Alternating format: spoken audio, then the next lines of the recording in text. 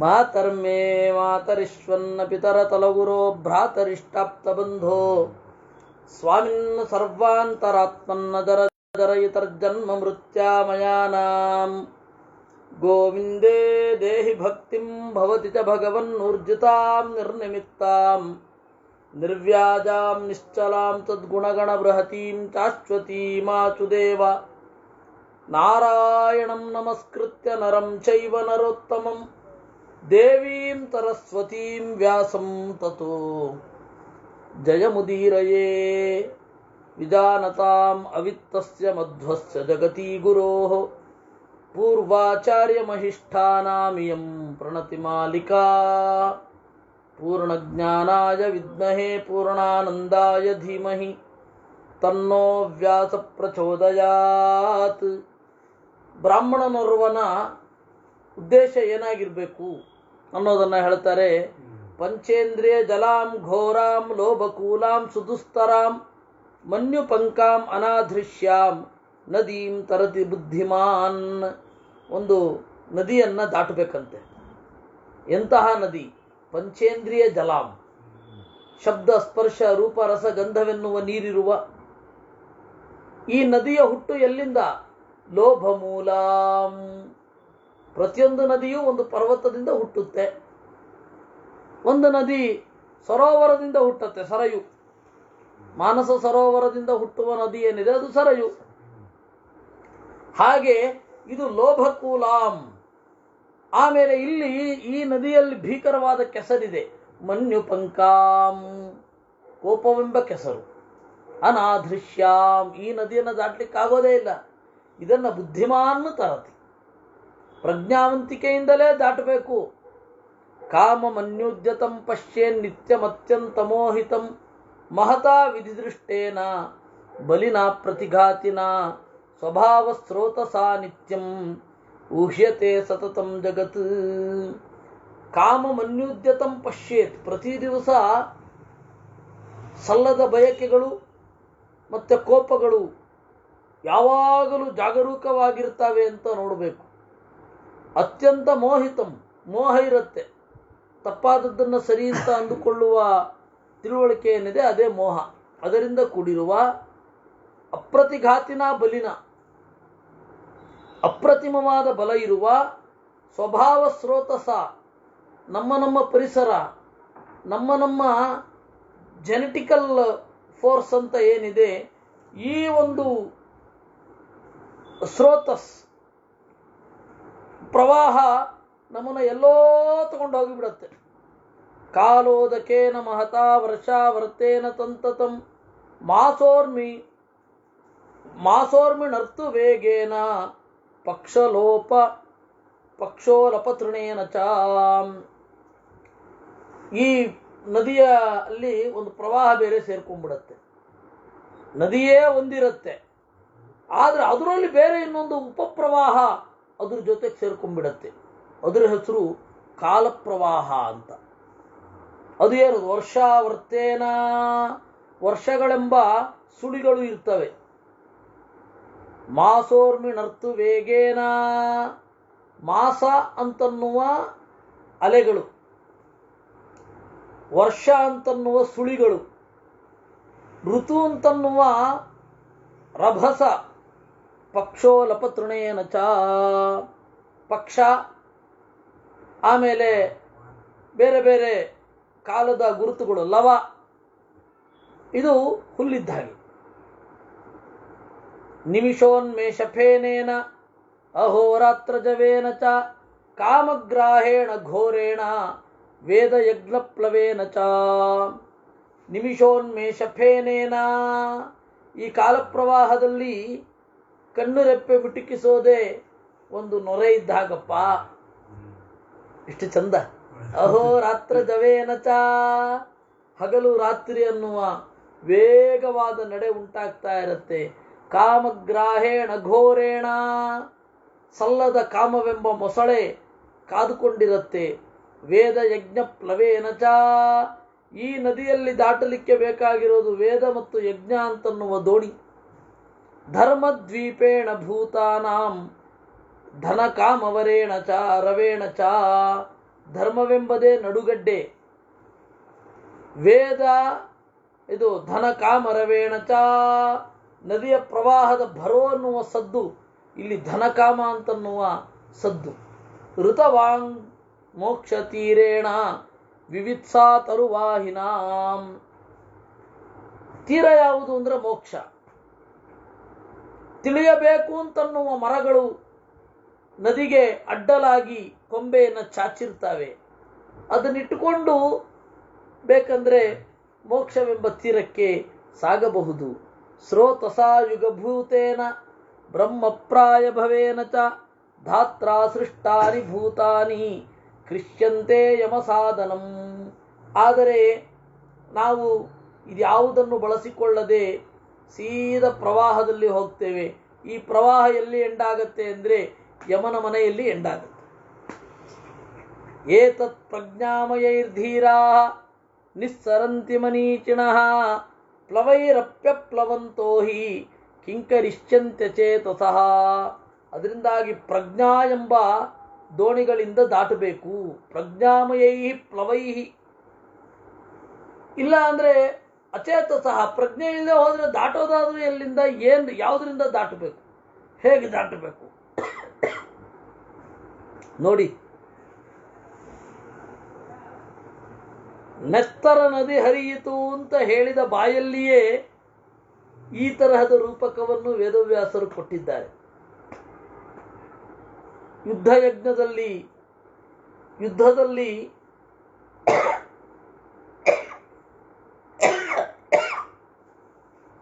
ನೆತ್ತರೆಂಬ ನದಿ ಹರಿಯಿತು ಅಂತ ಹೇಳಿದ ವೇದವ್ಯಾಸರು ಈ ತರನೂ ಒಂದು ಕೊಟ್ಟಿದ್ದಾರೆ. ಪ್ರಜ್ಞಾಮಯದಿಂದ ನಾವು ಸಾಗುವಂಥದ್ದು ಅಂತ. ಉಪಪನ್ನಂ ಹಿ ಯತ್ಪ್ರಾಜ್ಞೋ ನಿಸ್ತರೇನ್ನೇತರೋ ಜನಃ ದೂರತೋ ಗುಣದೋಷೌ ಹಿ ಪ್ರಾಜ್ಞ ಸರ್ವತ್ರ ಪಶ್ಯತಿ. ಹತ್ತಿರ ಬಂದದ್ದನ್ನು ದಾಟಬೇಕು. ದೂರ ಇರುವಾಗಲೇ ಅದು ಗುಣವೋ ದೋಷವೋ ಚಿಂತನೆ ಮಾಡಬೇಕು. ಇದು ಬಹಳ ಮುಖ್ಯವಾದದ್ದು. ಇದನ್ನು ಒಂದು ಸ್ವಲ್ಪ ಎಕ್ಸ್ಪ್ಲನೇಷನ್ ಬೇಕಾಗುತ್ತೆ. ಹತ್ತಿರವಾದದ್ದು ಅಂದ್ರೆ ಯಾವುದು? ಒಂದು ಪರಿಸ್ಥಿತಿ ನಮ್ಮ ಹತ್ತಿರಕ್ಕೆ ಬರುತ್ತೆ, ಅದನ್ನು ಹೇಗೆ ದಾಟಬೇಕು? ಈಗ ಸಾಮಾಜಿಕ ವಿಪ್ಲವ, ಸಜ್ಜನರ ಮೇಲಿನ ದೈಹಿಕವಾದ ದಾಳಿ,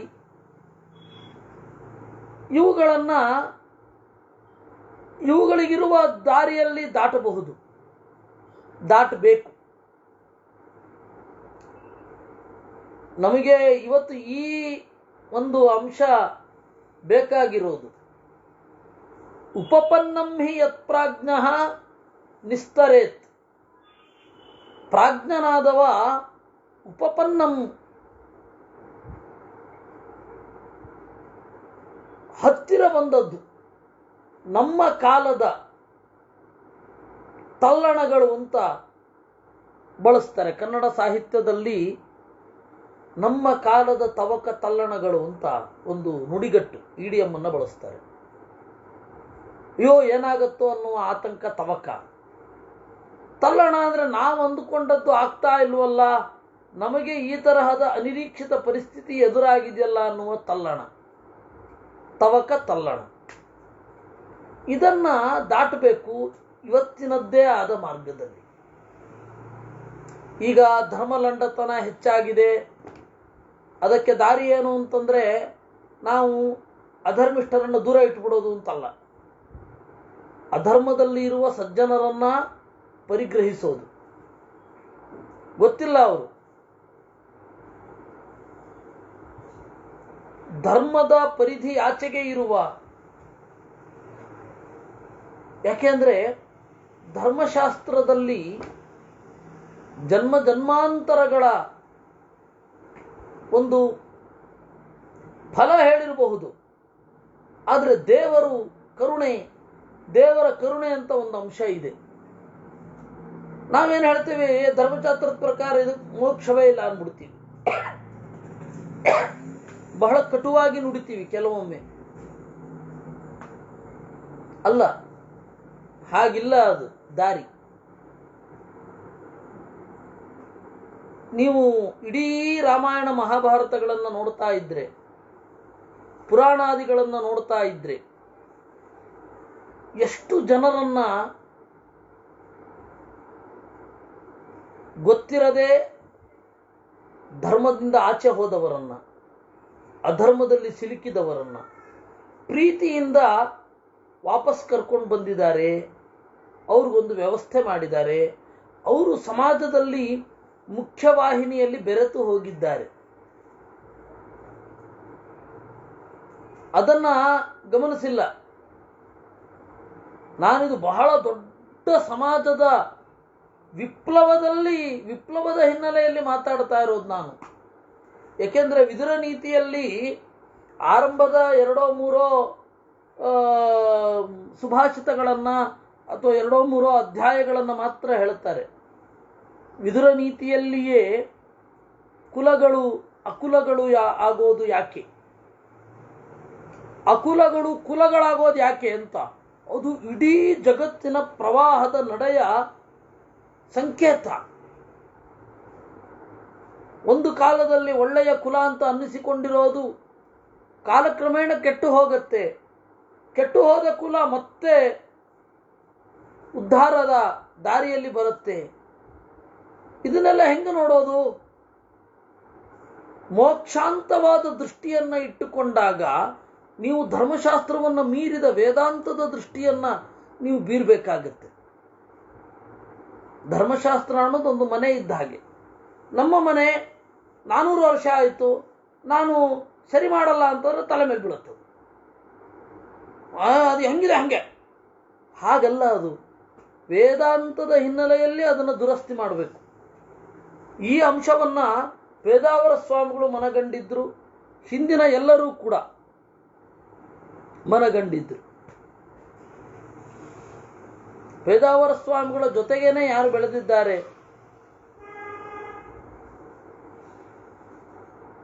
ಅದಮಾರು ದೊಡ್ಡ ಸ್ವಾಮಿಗಳು. ಅವರು ಸಾಮಾಜಿಕವಾಗಿ ಹೆಚ್ಚು ತೆರ್ಕೊಳ್ಳಿಲ್ಲ. ಆದರೆ ಅವ್ರದ್ದು ಈ ನಿಲುವೆ. ಆಮೇಲೆ ಗೃಹಸ್ಥರ ಅದೇ ನಾಣ್ಯದ ಇನ್ನೊಂದು ಮುಖವಾಗಿ ಗುರುಗಳಿದ್ರು. ಆದರೆ ವಿಶೇಷತಃ ಪೇಜಾವರ ಸ್ವಾಮಿಗಳು ಅವ್ರನ್ನ ಅರ್ಥ ಮಾಡ್ಕೊಳ್ಳೋದೇ ಹಿಂದೆ ಬಿದ್ದರು ಎಲ್ಲರೂ. ಯಾಕೆಂದ್ರೆ ಅವರನ್ನ ತಮಗಾಗಿ ಬಳಸ್ಕೊಳ್ಳೋದ್ರಲ್ಲಿ ಎಲ್ಲರೂ ಇದ್ದಾರೆ ವಿನಃ ಅದರ ಆಚೆ ನೋಡ್ತಾ ಇಲ್ಲ. ಅವರು ಕೊಟ್ಟ ದಾರಿ ಏನು ಅನ್ನೋದು ನೋಡ್ತಾ ಇಲ್ಲ. ನಮಗೆ ಬೇಡ ಅವರು ನಮಗೆ ಯಾಕೆ ಬೇಕು ಅಂದರೆ ನಮ್ಮ ಪಥ ಹೋಗಲಿಕ್ಕೆ ಬೇಕು ಅಂತನ್ನುವ ದಾರಿಯಲ್ಲೇ ನಾವಿದ್ದೇವೆ. ಅದರಿಂದಾಗಿ ಆ ಕಾಲದ ಘಟನೆಗಳನ್ನು ಆ ಕಾಲದ ಉಪಾಯಗಳಿಂದ ದಾಟಬೇಕು. ಉಪಪನ್ನಂ ಹಿ ಯತ್ ಪ್ರಾಜ್ಞೋ ನಿಸ್ತರೇತ್ ದೂರತೋ ಗುಣದೋಷೌ ಹಿ ಪ್ರಾಜ್ಞಃ ಸರ್ವತ್ರ ಪಶ್ಯತಿ. ಗುಣ ಹಾಗೂ ದೋಷವನ್ನ ದೂರದಿಂದಲೇ ನೋಡಬೇಕು.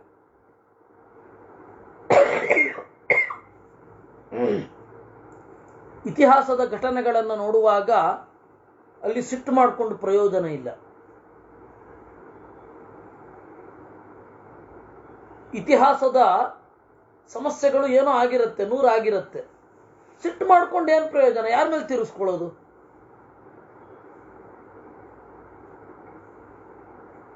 ಭೀಷ್ಮಾಚಾರ್ಯರು ದ್ರೌಪದಿಯ ಸೀರೆ ಸೆಳೆವಾಗ ಏನು ಮಾಡಲಿಲ್ಲ ಅಂತ ಹೇಳಿ ಈಗ ಸಿಟ್ಟು ಮಾಡ್ಕೊಳ್ಳೋದ್ರಲ್ಲಿ ಏನು ಅರ್ಥ ಇದೆ? ಭೀಷ್ಮರನ್ನ ನೆನಪಿಸ್ಕೊಂಡ್ರೆ ಮೈಯೆಲ್ಲ ಉರಿಯತ್ತೆ ಅಂತ ಒಬ್ಬರ ಸಾಹಿತಿಗಳು. ಅವರೇ ಮಹಾಭಾರತ ಓದವ್ರೆ, ಓದಿಲ್ಲ ಅಂತಾರೆ. ಸಂಸ್ಕೃತದಲ್ಲಿ ಮಹಾಭಾರತವನ್ನು ಓದಿದ ಕೆಲವೇ ಮಂದಿಗಳಲ್ಲಿ ಅವರೊಬ್ರು. ಇವತ್ತು ಒಂದು ಮಹಾಭಾರತವನ್ನ ಶ್ಲೋಕ ಓದಿ ವಿಮರ್ಶೆ ಮಾಡಿದವರು ಅಂತನ್ನೋದು ಕೆಲವೇ ಮಂದಿ ಸಿಗೋದು ಇವತ್ತು. ಕನ್ನಡ ನಾಡಿನ ಮಟ್ಟಿಗಂತೂ 5-6 ಜನ ಇರೋದಷ್ಟೇ.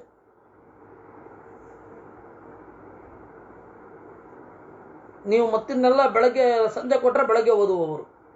ಅವರಿಂದ ಯಾವ ಪ್ರಯೋಜನವೂ ಲೋಕೋಪಕಾರವೂ ಆಗಿಲ್ಲ.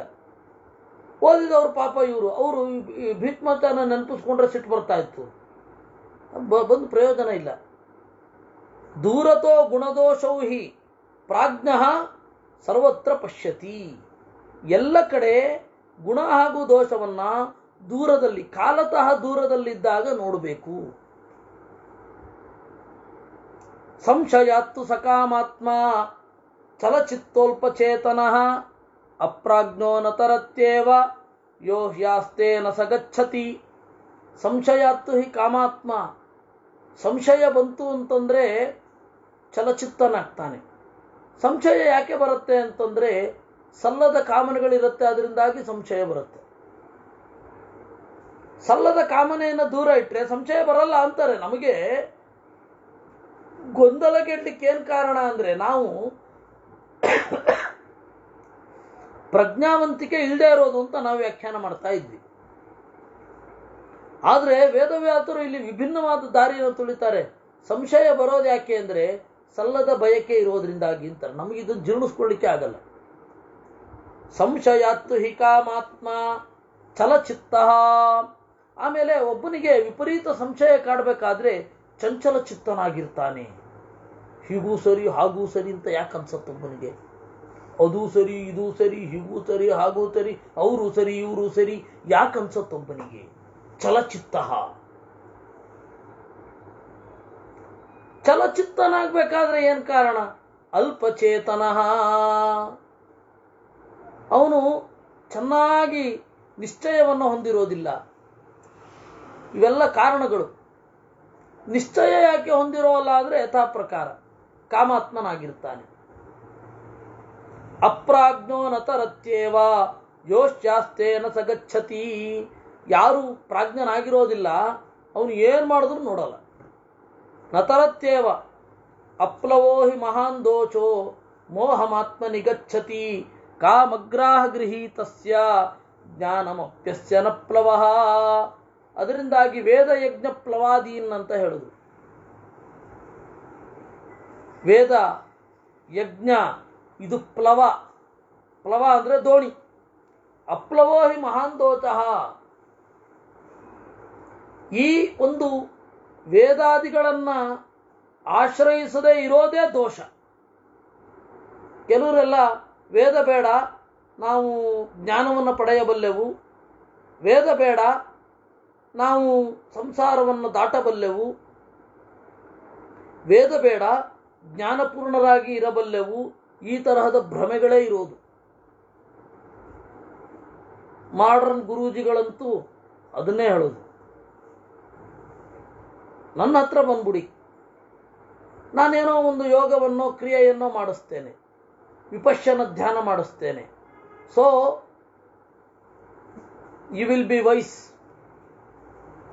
ನೀವು ವಿವೇಕಿಗಳಾಗಿ ಹೋಗ್ತೀರಾ. ಈ ತರಹದ ಮಾತುಗಳನ್ನೇ ಆಡ್ಕೊಂಡು ಬಂದಿರ್ತಾರೆ. ಅದರಿಂದಾಗಿ ಅಪ್ಲವೋ ಹಿ ಮಹಾನ್ ದೋಷಃ. ವೇದ ಮೊದಲಾದವುಗಳನ್ನು ಹೊಂದದೇ ಇರೋದೇನಿದೆ ಅದೇ ದೊಡ್ಡ ದೋಷ.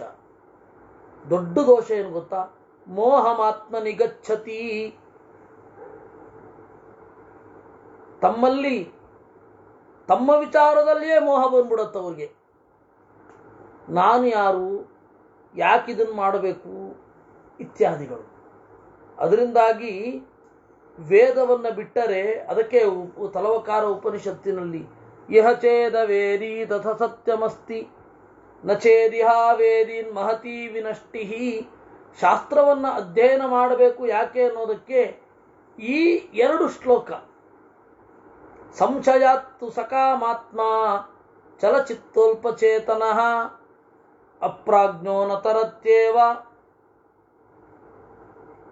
ಯೋ ಹ್ಯಾಸ್ತೇನ ಸಗಚ್ಚತಿ ಅಪ್ಲವೋ ಹಿ ಮಹಾನ್ ದೋಷೋ ಮೋಹಮಾತ್ಮ ನಿಗಚ್ಚತಿ ಕಾಮಗ್ರಾಹ ಗೃಹೀತಸ್ಯ ಜ್ಞಾನಮಪ್ಯಸ್ಯ ನ ಪ್ಲವಃ. ಸರಿ, ಜ್ಞಾನ ಇದೆ, ಟೆಕ್ಸ್ಟ್ ಇದೆ, ಸಾಕಾ? ಕಾಮಗ್ರಾಹ ಗೃಹೀತಸ್ಯ ಕೇತಿ ಕುತ್ಸಿತ ವಾಚಿ ಸ್ಯಾತ್ ಅಂತ ಹೇಳಿ ಮಧ್ವಾಚಾರ್ಯರು ಕಾಮ ಅನ್ನೋದಕ್ಕೆ ಗೀತಾ ಭಾಷ್ಯದಲ್ಲಿ ಕೆಟ್ಟ ಬಯಕೆ ಅಂತ ಹೇಳಿದ್ದಾರೆ. ಕೆಟ್ಟ ಬಯಕೆ ಇದ್ರೆ ಜ್ಞಾನವೂ ನಮ್ಮನ್ನು ದಾಟಿಸಲ್ಲ. ಕಾಮಗ್ರಾಹ ಗೃಹೀತಸ್ಯ ಜ್ಞಾನಮಪ್ಯಸ್ಯ ನ ಪ್ಲವಃ. ಅದರಿಂದಾಗಿ ತಸ್ಮಾತ್ ಉನ್ಮಜ್ಜನಸ್ಯಾರ್ಥೇ ಪ್ರಯತೇತ ವಿಚಕ್ಷಣಃ ಏತದುನ್ಮಜ್ಜನಂ ತಸ್ಯ ಯದಯಂ ಬ್ರಾಹ್ಮಣೋ ಭವೇತ್. ಅದರಿಂದ ಪ್ರಜ್ಞಾವಂತನಾದವ ಈ ಕಾಲವೆಂಬ ನದಿಯಿಂದ, ಅಜ್ಞಾನವೆಂಬ ನದಿಯಿಂದ ಆಚೆ ಬರಬೇಕು. ಆಚೆ ಬರಬೇಕು ಅಂತ ಏನು ಪ್ರಯತ್ನ ಪಡ್ತೇವೆ ಅವನೇ ಬ್ರಾಹ್ಮಣ. ತಸ್ಮಾತ್ ಉನ್ಮಜ್ಜನಸ್ಯಾರ್ಥೇ ಪ್ರಯತೇತ ವಿಚಕ್ಷಣಃ ಏತತ್ ಉನ್ಮಜ್ಜನಂ ತಸ್ಯ ಯದಯಂ ಬ್ರಾಹ್ಮಣೋ ಭವೇತ್. ದೇವರನ್ನ ಅರಸಬೇಕು, ಅದೇ ಇದರ ದಾರಿ.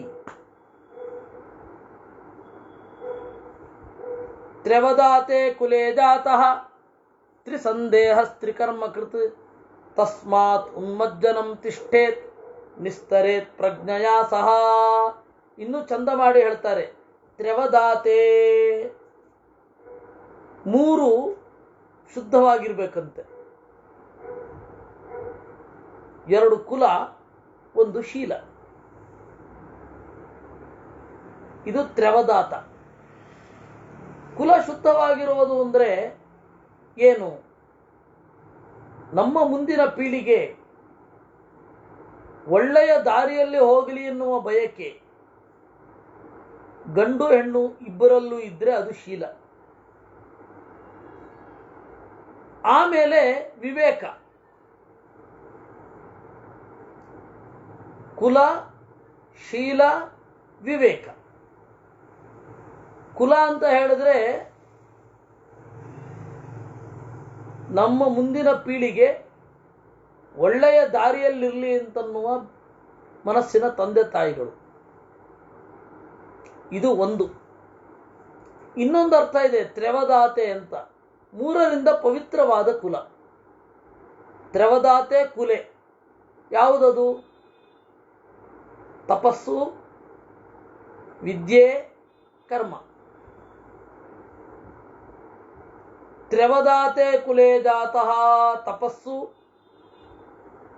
ವಿದ್ಯೆ,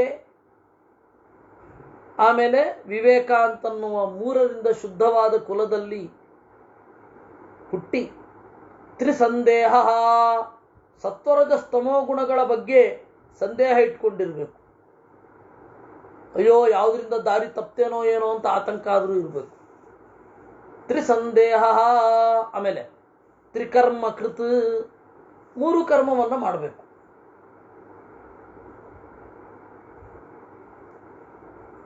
ತಪಸ್ಸು, ದಾನ, ಜ್ಞಾನ, ಈ ಮೂರನ್ನ ಮಾಡಬೇಕು. ಅದರಿಂದಾಗಿ ಇದನ್ನ ಕಾಲವೆಂಬ ನದಿಯಿಂದ ಮೇಲ್ಗಡೆ ಏಳೋದು, ತೇಲೋದು ಅಂತಾರೆ. ಇಲ್ಲ ಅಂದ್ರೆ ಮಜ್ಜನವೇ, ಕಾಲವೆಂಬ ನದಿಯಲ್ಲಿ ಮುಳುಗಿ ಹೋಗ್ತೇವೆ. ತಾತ್ಪರ್ಯ ಏನು ಗೊತ್ತಾ? ನಿಸ್ತರೇತ್ ಪ್ರಜ್ಞೆಯ ಸ್ವಯ, ಸ್ವರೂಪಭೂತವಾದ ಪ್ರಜ್ಞೆಯಿಂದ ದಾಟಬೇಕು. ಅದಕ್ಕಾಗಿ ನಾವು ವೇದಾಂತ ಓದೋದು, ಬೇರೆ ಯಾವ ದಾರಿಯೂ ಇಲ್ಲ. ವೇದವನ್ನು ಯಾಕೆ ಓದೋದು ಅಂದರೆ ಇದೊಂದೇ ದಾರಿ. ಸಂಸ್ಕೃತಸ್ಯ ಹಿದಾಂತಸ್ಯ ನಿಯತಸ್ಯ ಯತಾತ್ಮನಃ ಪ್ರಾಜ್ಞಸ್ಯಾನಂತರಾ ಸಿದ್ಧಿ ಇಹ ಲೋಕೆ ಪರತ್ರ ಚ. ಸಂಸ್ಕೃತಸ್ಯ ಹಿದಾಂತಸ್ಯ, ಒಳ್ಳೆಯ ಸಂಸ್ಕಾರವನ್ನು ಹೊಂದಿರುವ, ಇಂದ್ರಿಯ ನಿಗ್ರಹ ಇರುವ, ಮನಸ್ಸನ್ನು ಹತೋಟಿಯಲ್ಲಿ ಇಟ್ಟುಕೊಂಡಿರುವ ಪ್ರಾಜ್ಞನಿಗೆ ಈ ಲೋಕದಲ್ಲಿ ಆ ಲೋಕದಲ್ಲಿ ಎರಡರಲ್ಲಿಯೂ ಸಿದ್ಧಿ. ವರ್ತೇತ ತೇಷು ಗೃಹವಾನ್ ಅಕೃಧ್ಯನ್ನನಸೂಯಕಃ ಪಂಚಭಿಃ ಸತತಂ ಯಜ್ಞೈಃ ವಿಘಸಾಶೀಯಜೇತ ಚ. ಅಕೃಧ್ಯನ್, ಮುನಿಯದೆ, ವಿಶೇಷವಾಗಿ ಅಸೂಯೆ ಪಡದೆ ಗೃಹಸ್ಥನಾಗಿ ಇರಬೇಕು. 5 ಯಜ್ಞಗಳನ್ನು ಮಾಡಬೇಕು. ದೇವಯಜ್ಞ, ಪಿತೃಯಜ್ಞ, ಋಷಿಯಜ್ಞ, ಅತಿಥಿಯಜ್ಞ, ಭೂತಯಜ್ಞ. ಅವನು ವಿಘಸಾಶಿ. ವಿಘಸ ಅಂದರೆ ಯಜ್ಞದಲ್ಲಿ ಉಳಿದ ಶೇಷ, ಪವಿತ್ರ ಅಂತ ಅರ್ಥ. ಪವಿತ್ರವಾದದ್ದನ್ನು ಉಂಟು ದೇವರ ಪೂಜಿಸಬಹುದು. ಸತಾಂ ವೃತ್ತೇನ ಧರ್ಮೇಣ ಕ್ರಿಯಾಶಿಷ್ಟವದಾಚರೇತ್ ಅನುರೋಧೇನ ಲೋಕಸ್ಯ ವೃತ್ತಿಂ ಲಿಪ್ಸೇದಗರಹಿತಾಂ. ಸಜ್ಜನರ ನಡೆಯಿಂದ ಧರ್ಮದಿಂದ ಒಳ್ಳೆ ಕ್ರಿಯೆಗಳನ್ನು ಮಾಡಬೇಕು. ಆ ಕ್ರಿಯೆ ಶಿಷ್ಟವದಾಚರೇತ್, ಶಿಷ್ಟರನ್ನ ಮಾಡೆಲ್ ಆಗಿ ತಗೊಂಡು ಮಾಡಬೇಕು. ಶಿಷ್ಟ ಅಂದ್ರೆ ಯಾರು ಗೊತ್ತಾ? ಶಿಷ್ಯ ಯಾರಾಗಿರ್ತಾನೋ ಅವನೇ ಶಿಷ್ಟ. ಶಿಷ್ಯ ಅಂದ್ರೇನು? ವೇದದ ಶಾಸನಕ್ಕೆ ಒಳಪಡುವವ ಅವನು ಶಿಷ್ಯ. ಶಿಷ್ಯ ಅಂದ್ರೇನು? ಶಾಸನಕ್ಕೆ ಒಳಪಡುವವ.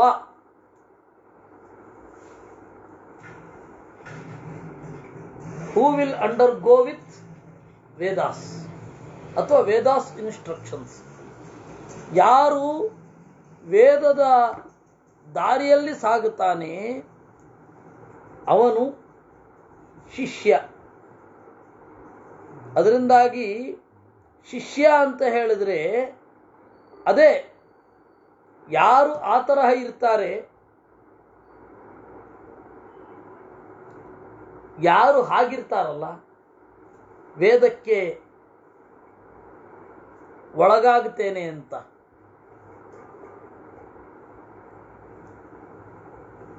ಯಾರು ವೇದಕ್ಕೆ ಒಳಗಾಗ್ತೇನೆ ಅಂತ ಇರುತ್ತಲ್ಲ,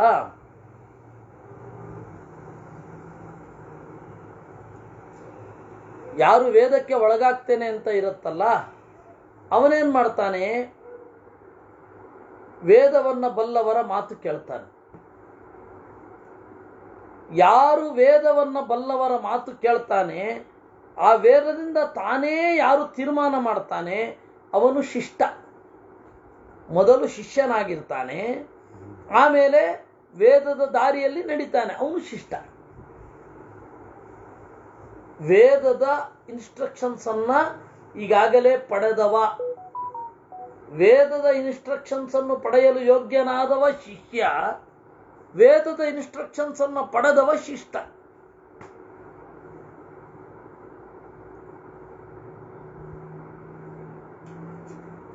ಈ ಶಿಷ್ಟ ಮತ್ತೆ ಶಿಷ್ಟರು ಅಂದ್ರೆ ಒಳ್ಳೆಯವರು ಅಂತ ಅರ್ಥ ಮಾಡ್ತೇವೆ ನಾವು. ಸಂಸ್ಕೃತದಲ್ಲಿ ಒಂದೊಂದು ಶಬ್ದವೂ ಒಂದೊಂದು ಕಾವ್ಯವೇ. ಸಂಸ್ಕೃತ ಆ ಭಾಷೆಯೇ ಕಾವ್ಯಮಯ. ವಿದಗ್ಧ ಚೆನ್ನಾಗಿ ಬೆಂದವ, ಮೆಚೂರ್ಡ್ ಅಂತ. ವಿಶೇಷೇಣ ಅಥವಾ ವಿಜ್ಞಾನೇನ ದಗ್ಧ ವಿದಗ್ಧ, ಮಾಗಿದವ ಅಂತ, ಮೆಚೂರ್ಡ್. ಜ್ಞಾನದಿಂದ ತನ್ನ ಒಳಗನ್ನು ಸುಟ್ಟುಕೊಂಡವ ಅವನು ವಿದಗ್ಧ. ಹೌದಾ? ಹಾಗೆ ಶಿಷ್ಟ ಅಂದ್ರೆ ವೇದದ ಶಾಸನವನ್ನ ಹೃದಯದಲ್ಲಿ ಪಡೆದವ ಶಿಷ್ಟ. ಇನ್ನೂ ಅದಾಗಿಲ್ಲ, ವೇದ ಅವನಿಗೆ ಇನ್ನೂ ಪೂರ್ತಿ ಅರ್ಥ ಆಗಬೇಕು. ಅದಕ್ಕಾಗಿ ಯಾರೋ ಒಬ್ಬರಲ್ಲಿ ವೇದವನ್ನು ಅಧ್ಯಯನ ಮಾಡ್ತಾ ಇದ್ದಾನೆ. ಅದರಿಂದಾಗಿ ವೇದದ ಶಾಸನಕ್ಕೆ ಅರ್ಹನ ಪಡೆಯಲು ಯೋಗ್ಯನಾದವ ಅವನು ಶಿಷ್ಯ. ಅದರಿಂದಾಗಿ ಶಿಷ್ಟಾಚಾರ ವಿಚಕ್ಷಣ, ಶಿಷ್ಟರ ಆಚಾರವನ್ನು ನೋಡಬೇಕು, ಅದರ ಹಿಂದೆ ಇರುವ ಜ್ಞಾನವನ್ನು ಗಮನಿಸಿ ತೊಡಗಬೇಕು.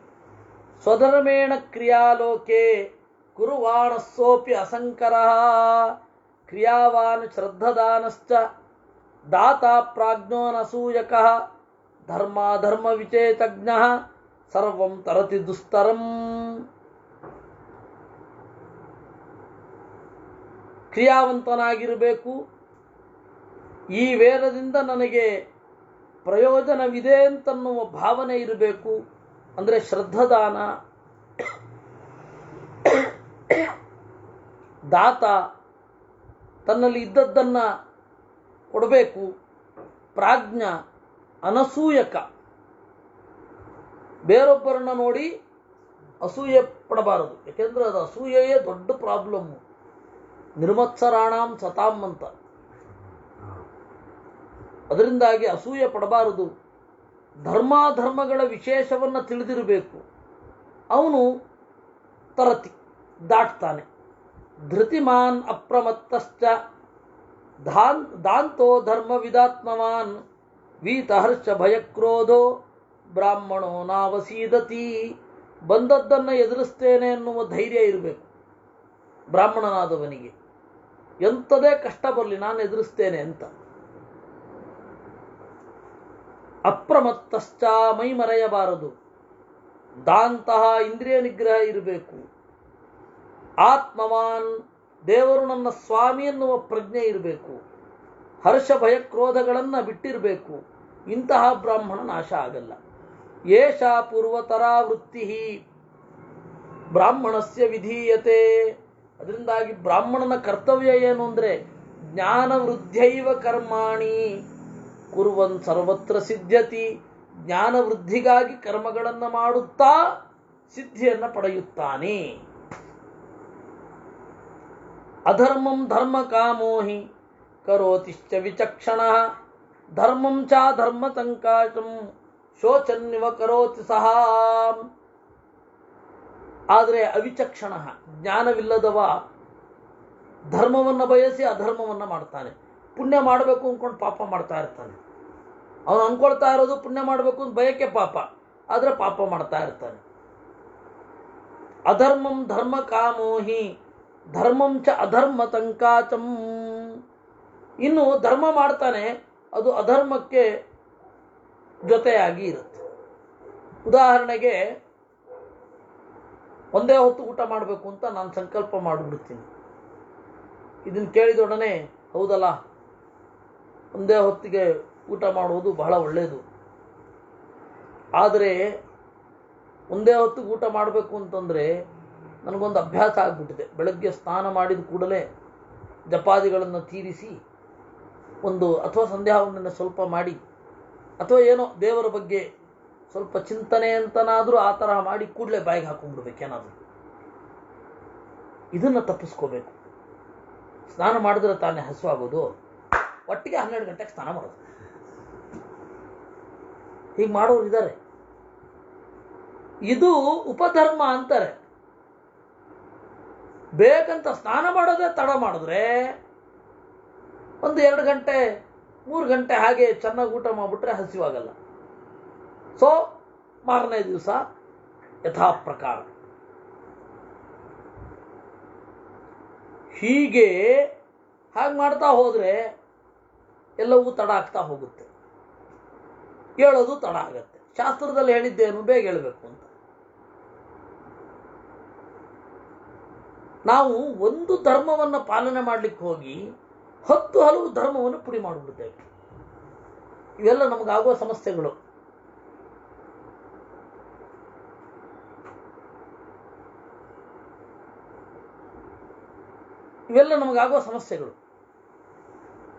ಅದರಿಂದಾಗಿ ನೋಡಬೇಕು, ನಮ್ಮ ಧರ್ಮ ಅನ್ನೋದು ಇನ್ನಷ್ಟು ಅಧರ್ಮವನ್ನು ಉಂಟು ಮಾಡುತ್ತಾ,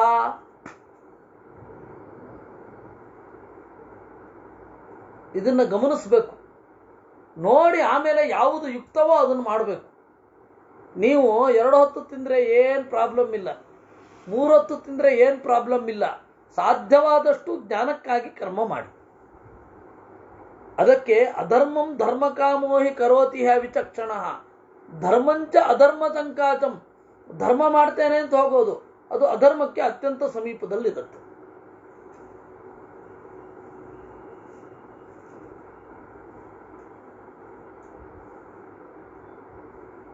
ಧರ್ಮಂ ಕರೋಮೀತಿ ಕರೋತ್ಯಮರ್ಥ. ಅಧರ್ಮಂ, ಬಹಳ ಧರ್ಮ ಮಾಡ್ತೇನೆ ಅಂತ ಹೇಳಿ ಅಧರ್ಮವನ್ನು ಮಾಡಿಬಿಡೋದು.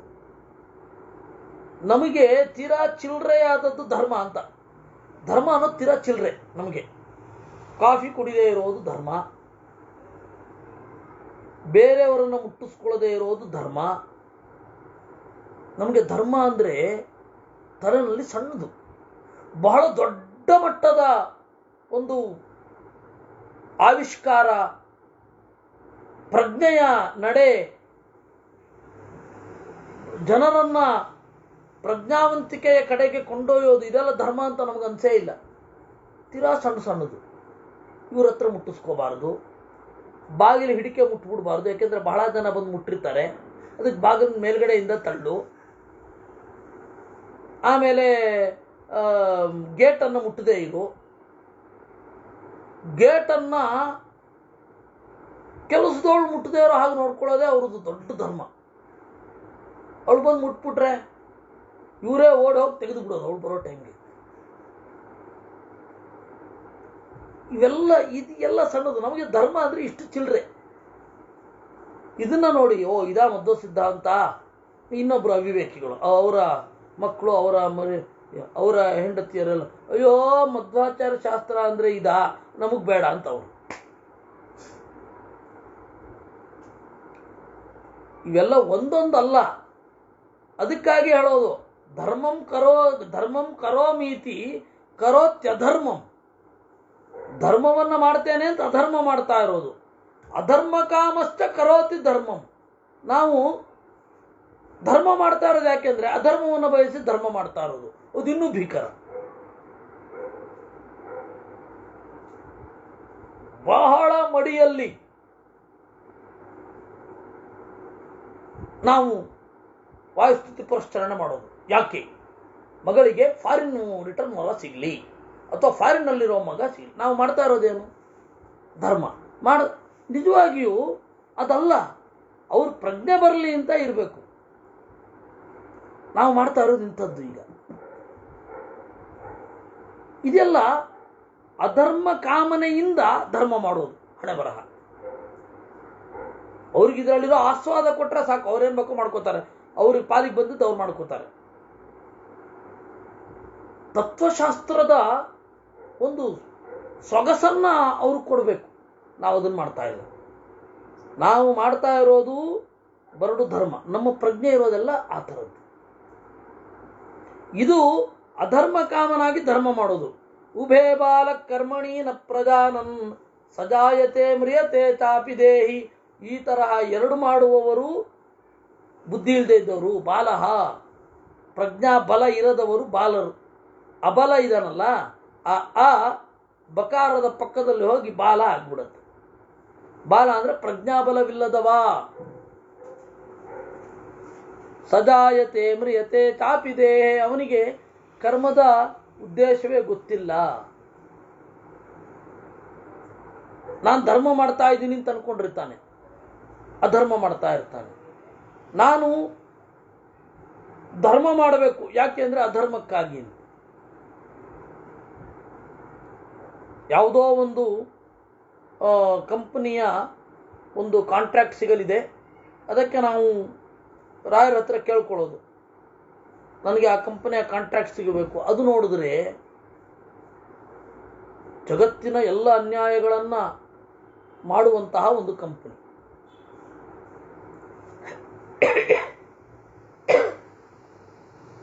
ಭೂಮಿನ ನಾಶ ಮಾಡಿ ಅದರಲ್ಲಿ ಇದನ್ನ ಮಾಡೋದು, ಏನು ರಿಯಲ್ ಎಸ್ಟೇಟ್ ಬಿಸ್ನೆಸ್ ಮಾಡೋದು, ಇಲ್ಲವೇ ಎಲ್ಲ ಮಾಲಿನ್ಯವನ್ನು ಕೊಂಡೋಗಿ ಮೂಟೆ ಕಟ್ಟಿ ಸಮುದ್ರದ ಆಳದಲ್ಲಿ ಬಿಟ್ಬಿಡೋದು. ಇಂತಹ ಕಂಪನಿಯ ಕಾಂಟ್ರಾಕ್ಟ್ ನಮಗೆ ಸಿಗಬೇಕು ಅಂತ ಅವ್ನು ಮಾಡ್ತಾ ಇರೋದು ಧರ್ಮ, ಅಧರ್ಮ ಕಾಮ. ಹೀಗೆ ಅದರಿಂದಾಗಿ ನಾವು ಮಾಡುವ ಧರ್ಮಕ್ಕೆ ಉದ್ದೇಶ ಏನು ಅಂದ್ರೆ, ಧರ್ಮ ಅಂದ್ರೆ ಪುಣ್ಯ, ಜ್ಞಾನ ಅಂತ ಅಷ್ಟೇ ಇಟ್ಕೋಬೇಕು, ಬೇರೆ ಇಟ್ಕೊಳ್ಬಾರದು. ಆ ಕೆಲಸ ಮಾಡಿದ್ರೂ ಕೂಡ ನೀವು ಆಮೇಲೆ ಧರ್ಮ ಮಾಡ್ತಾ ಇರೋದು ಅದಕ್ಕಂತೂ ಅಲ್ವಲ್ಲ. ಈ ಒಂದು ಸೂಕ್ಷ್ಮ ಆದ್ರೂ ಈಗ ಇರಬೇಕು. ಆ ಸೂಕ್ಷ್ಮವನ್ನು ಕಳ್ಕೊತಾ ಇದ್ವಿ ನಾವು, ಅದು ಐಡಿಯಾನೇ ಬರ್ತಾ ಇಲ್ಲ. ಅದರಿಂದಾಗಿ ಅವನು ಪ್ರಜ್ಞಾವಂತ ಅಂತ. ಹೀಗೆ 220ನೇ ಅಧ್ಯಾಯ ಆಯಿತು. ವೇದವ್ಯಾಸರು ಶುಕಾಚಾರ್ಯರಿಗೆ ಮುಂದುವರಿಸಿದ್ರು. ಅಥ ಚೇದ್ರೋಚಯೇದೇತತ್ ಉಹ್ಯತೆ ಮನತಾ ತಥಾ ಉನ್ಮಜ್ಜನಶ್ಚ ನಿಮಜ್ಜನಶ್ಚ ಜ್ಞಾನವಾನ್ ಪ್ಲವವಾನ್ ಭವೇತ್. ಅಥವಾ ಇದನ್ನ ಜನ್ಮ ಜನ್ಮಾಂತರಗಳಲ್ಲಿ ಬಯಸಬೇಕು. ಆಗ ಮುಳುಗೋದು ತೇಲೋದು ಇಲ್ಲ, ಕಾಮನ್. ಅಜ್ಞಾನದಿಂದ ಮುಳುಗ್ತಾನೆ, ಆಮೇಲೆ ಜ್ಞಾನ ಬಂದು ತೇಲ್ತಾನೆ. ಅಜ್ಞಾನದಿಂದ ಮುಳುಗ್ತಾನೆ, ಆಮೇಲೆ ಜ್ಞಾನ ಬಂದು ತೇಲ್ತಾನೆ. ಉನ್ಮಜ್ಜನಶ್ಚ ನಿಮಜ್ಜನಶ್ಚ ಜ್ಞಾನವಾನ್ ಪ್ಲವವಾನ್ ಭವೇತ್. ವೇದದ ಸೂಕ್ಷ್ಮ ಸಂಗತಿಗಳನ್ನ ಇದರಾಚೆಗೆ ಗ್ರಹಿಸ್ತಾನೆ. ಪ್ರಜ್ಞೆಯ ನಿರ್ಮಿತೈರ್ಧೀರಾ ತಾರಯಂತ್ಯಬುಧಾನ್ ಪ್ಲವೈಃ ನಾ ಬುಧಾಸ್ತಾರಯಂತ್ಯನ್ಯಾನ್ ಆತ್ಮಾನಂ ವಾ ಕಥಂಚನ ಪ್ರಜ್ಞಯಾ ನಿರ್ಮಿತೈಃ ಧೀರಾಃ ತಾರಯಂತಿ ತಮ್ಮ ಪ್ರಜ್ಞೆಯಿಂದ ರೂಪಿಸಿಕೊಂಡ ವೇದಗಳಿಂದ ಅಬುಧಾನ್ ತಾರಯಂತಿ ಅಜ್ಞಾನಿಗಳನ್ನು ದಾಟಿಸ್ತಾರೆ, ಅವರಿಗೆ ಯೋಚನೆ ಮಾಡಲಿಕ್ಕೆ ಹಚ್ಚುತ್ತಾರೆ. ನಾಬುಧಾ ತಾರಯಂತ್ಯನ್ಯಾನ್ ಇವನೇ ಪ್ರಜ್ಞಾವಂತನಲ್ಲದಿದ್ದರೆ ಬೇರೆಯವ್ರನ್ನ ದಾಟಿಸೋದೇನು, ತನ್ನನ್ನು ದಾಟಿಸೋದಿಲ್ಲ. ಹೀನ ದೋಷೋ ಮುನಿರ್ಯೋಗಾತ್ ಯುಕ್ತೋ ಯುಂಜೀತವಾದಚ ದಶ ಕರ್ಮ ಸುಖಾನರ್ಥಾನ್ ಉಪಾಯ ಅಪಾಯ ನಿಷ್ಕ್ರಿಯ ಹೀನ ದೋಷ ಮುನಿಯಲ್ಲಿ ದೋಷ ಇಲ್ಲ ಅಂತ ಹೇಳಿ ಬರಲ್ಲ, ದೋಷ ಕಡಿಮೆ ಇರುತ್ತೆ. ತನ್ನ 10 ಇಂದ್ರಿಯಗಳನ್ನ ಒಳಿತಿನಲ್ಲಿ ಸಂಕಲ್ಪ ಆದ್ರೂ ಮಾಡ್ತಾನೆ. ಚಕ್ಷುರಾಚಾರ ಸಂಗ್ರಾಹೈ ಮನತಾದರ್ಶನೇನ ಚ ಯಚ್ಛೇದ್ವಾಚಂ ಮನೋಬುದ್ಧ್ಯ ಯ ಇಚ್ಛೇತ್ ಜ್ಞಾನಮುತ್ತಮಂ. ಚಕ್ಷು ಆಚಾರ ಸಂಗ್ರಾಹೈ ಕಣ್ಣನ್ನ ನಿಗ್ರಹಿಸಬೇಕು. ಯಾವುದರಿಂದ? ದರ್ಶನದಿಂದ. ಅಂದರೆ ದರ್ಶನದಿಂದ ಅಂತಂದ್ರೆ ಚಂದ ಕಂಡ ವಸ್ತುಗಳ ಅನಿತ್ಯತ್ವವನ್ನು ಅನುಸಂಧಾನ ಮಾಡಬೇಕು. ಕಣ್ಣು ಸುಂದರವಾದ ವಸ್ತುವನ್ನು ಕಂಡು ಕೂಡಲೇ ಮಾರು ಹೋಗಿ ಅದು ಬೇಕು ಅಂತ ಬೆನ್ನು ಹತ್ತು ಬಿಡಬಾರದು. ಚಕ್ಷುಹು ಸಂಗ್ರಾಹ. ಆಮೇಲೆ ಮನಸಾ ದರ್ಶನೇನ ಚ ಮಾನಸಿಕವಾದ ದರ್ಶನದ ಮೂಲಕ ವಾಚಂ ಯಚ್ಛೇತ್ ಮಾತನ್ನು ನಿಯಂತ್ರಿಸಬೇಕು. ಮನಸ್ಸನ್ನ ಬುದ್ಧಿಯಿಂದ ನಿಗ್ರಹಿಸಬೇಕು. ಈ ಬುದ್ಧಿಯ ತನಕದ ಅಂದ್ರೆ ಮನಸ್ಸನ್ನ ಮಾನಿಟರ್ ಮಾಡಬೇಕು. ನಾವು ಮನಸ್ಸಿನಿಂದ ಎಲ್ಲ ಯೋಚನೆ ಮಾಡ್ತಾ ಇರ್ತೀವಿ, ಮನಸ್ಸಿಗೆ ಔಟ್ಸೋರ್ಸ್ ಕೊಟ್ಬಿಟ್ಟಿದ್ದೀವಿ. ಯೋಚನೆ ಅನ್ನೋದು ಔಟ್ಸೋರ್ಸ್ ನಮಗೆ. ನಾವಿವತ್ತೆಲ್ಲ ಮಾಡಿರೋದು ಹಾಗೆ. ನಾವು ಯೋಚನೆ ಮಾಡೋದು ಬೇಡಪ್ಪ, ಔಟ್ಸೋರ್ಸ್.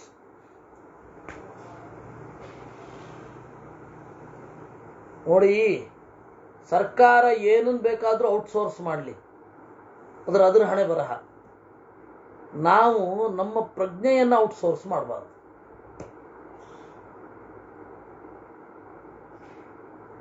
ನಾವು ಶಾಸ್ತ್ರದ ಹಿನ್ನೆಲೆಯಲ್ಲಿ ನಾವೇ ವಿಚಾರ ಮಾಡಬೇಕು. ಇವತ್ತೆಲ್ಲ ಔಟ್ಸೋರ್ಸ್. ಅವ್ರು ಹೇಳ್ಬಿಟ್ಟಿದ್ದಾರೆ, ಮುಗಿತು, ನಾವ್ಯಾಕೆ ತಲೆ ಕೆಡಿಸ್ಕೊಳ್ಳೋದು? ಅವ್ರು ಹೇಳಿದಾರೋ ಇಲ್ವೋ, ಮುಗಿದೋಯ್. ನಾವಂತೂ ಅವ್ರನ್ನ ನಂಬ್ತೇವಪ್ಪ. ಅಲ್ಲ, ನಂಬಬಾರದು ಅಂತ ಹೇಳ್ತಾ ಇಲ್ಲ, ಆದರೆ ಹೆಚ್ಚು ವೇದವ್ಯಾಸರನ್ನ ನಂಬಬೇಕಲ್ವಾ? ಅದರಿಂದಾಗಿ ಶಾಸ್ತ್ರವನ್ನ ಇಟ್ಟುಕೊಂಡು ಸಾಧ್ಯವಿದ್ದಷ್ಟು ಮಾಡೋದು. ಸಜ್ಜನರ ಹತ್ರ ಪ್ರಶ್ನೆ ಮಾಡೋಣ, ಚರ್ಚೆ ಮಾಡೋಣ, ಆ ವಾಕ್ಯಗಳನ್ನ ನೋಡೋಣ. ಯಾವತ್ತು ಡಿಸಿಷನ್ ಅನ್ನೋದು ಔಟ್ಸೋರ್ಸ್ ಆಗಬಾರದು. ಡಿಸಿಷನ್ ಮೇಕಿಂಗ್ ಕೆಪಾಸಿಟಿ ಎಲ್ಲ ಔಟ್ಸೋರ್ಸ್ ಮಾಡ್ಬಿಡ್ತೀವಿ ನಾವು. ಅವ್ರು ಹೇಳ್ಯಾರೆ, ಮುಗಿದೋಯ್ತು. ಹಾಗೆಲ್ಲ ಮಾಡಬೇಡಿ ಎಂದ್ರು. ಜ್ಞಾನೇನ ಯಚ್ಛೇದಾತ್ಮಾನಂ ಯ ಇಚ್ಛೇಚ್ಛಾಂತಿಮಾತ್ಮನಃ. ಜ್ಞಾನದಿಂದ ತನ್ನನ್ನ ನಿಯಂತ್ರಿಸಿಕೊಳ್ಳಬೇಕು. ಯಾರಿಗೆ ಸುಖ ಬೇಕು ಅಂತ ಇರುತ್ತೋ ಅವನು ಜೀವದ ನಡೆಯನ್ನ ಸ್ವರೂಪ ಪ್ರಜ್ಞೆಯಿಂದ, ವೇದದಲ್ಲಿ ಹೇಳಿದ ಪ್ರಜ್ಞೆಯಿಂದ ರೂಪಿಸಿಕೊಳ್ಳಬೇಕು. ಏತೇಷಾಂ ಛೇದನುದ್ರಷ್ಟ ಪುರುಷೋಪಿ ಸುದಾರುಣಃ ಯದಿ ವಾ ಸರ್ವವೇದಜ್ಞೋ ಯದಿ ವಾಪ್ಯನೃತೋ ಜಪನ್ ಯದಿ ವಾ ಧಾರ್ಮಿಕೋ ಯದ್ವಾ ಯದಿ ವಾ ಪಾಪಕೃತ್ತಮಃ ಯದಿ ವಾ ಪುರುಷವ್ಯಾಘ್ರೋ ಯದಿ ವೈಕ್ಲಭ್ಯಧಾರಣಃ ತರತ್ಯೇವಂ ಮಹಾದುರ್ಗಂ ಜರಾಮರಣತಾಗರಂ.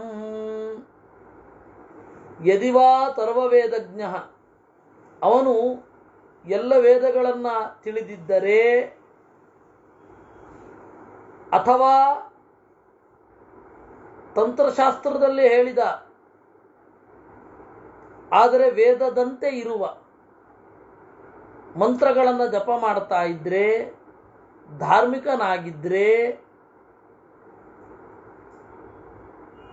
ಯಾಗಾದಿಗಳನ್ನು ಪ್ರಜ್ಞಾಪೂರ್ವಕವಾಗಿ ಮಾಡಿದ್ರೆ, ಒಳ್ಳೆಯ ಗುಣಗಳನ್ನು ಹೊಂದಿದ್ರೆ, ಮನಸ್ಸಿನ ದುಃಖಗಳನ್ನು ತಡೆದುಕೊಂಡ್ರೆ ಅವನು ಈ ಕಾಲವೆಂಬ ನದಿಯ ಜೊತೆಗೆ ಸೇರಿರುವ ಅಜ್ಞಾನವೆಂಬ ನದಿಯನ್ನು ದಾಟ್ತಾನೆ, ಅವಿದ್ಯೆ ಎನ್ನುವ ನದಿಯನ್ನು ದಾಟ್ತಾನೆ. ಏವಂ ಏತೇನ ಯೋಗೇನ ಯುಂಜಾನೋಪ್ಯೇವ ಮಂತ್ರತಃ ಅಪಿ ಜಿಜ್ಞಾತಮಾನೋಪಿ ಶಬ್ದ ಬ್ರಹ್ಮಾತಿ ವರ್ತತೆ. ಅಲ್ಲ, ಇಷ್ಟೆಲ್ಲ ಮಾಡ್ಲಿಕ್ಕೆ ಕಷ್ಟ ಆಗತ್ತೆ ಅಂದರೆ ಅಟ್ಲೀಸ್ಟ್ ಶಬ್ದ ಬ್ರಹ್ಮ ಜಿಜ್ಞಾತಮಾನ, ವೇದ ಜಿಜ್ಞಾತೆಯಾದರೂ ಮಾಡಿ ಕಡೆಗೆ. ಇದ್ಯಾವುದು ಆಗಲ್ಲ, ಇದೆಲ್ಲ ನಮ್ಮ ತಲೆಗೆ ಹೋಗ್ತಾ ಇಲ್ಲ, ಬೌನ್ಸ್ ಆಗ್ತಾ ಇದೆ, ತಲೆ ಕೆಡಿಸ್ಕೊಳ್ಬೇಡಿ. ಒಂದು ವೇದವನ್ನು ಹಿಡ್ಕೊಂಡು ಜಿಜ್ಞಾಸೆ ಮಾಡಿ. ಹಾಗಿದ್ದರೂ ಅಪಿ ಜಿಜ್ಞಾತಮಾನ ಶಬ್ದ ಬ್ರಹ್ಮ ಅತಿವರ್ತತೆ. ಇಷ್ಟನ್ನ ಹೇಳಿ ಮತ್ತೆ ಇನ್ನೊಂದು ಸೊಗಸಾದ ಸಿಮಿಲಿಯನ್ನು ಕೊಡ್ತಾರೆ, ಸೊಗಸಾದ ಮೆಟಾಫರನ್ನು ಕೊಡ್ತಾರೆ. ಅದನ್ನು ನಾವು ನಾಳೆ ನೋಡೋಣ. ಕೃಷ್ಣಾರ್ಪಣಮಸ್ತು.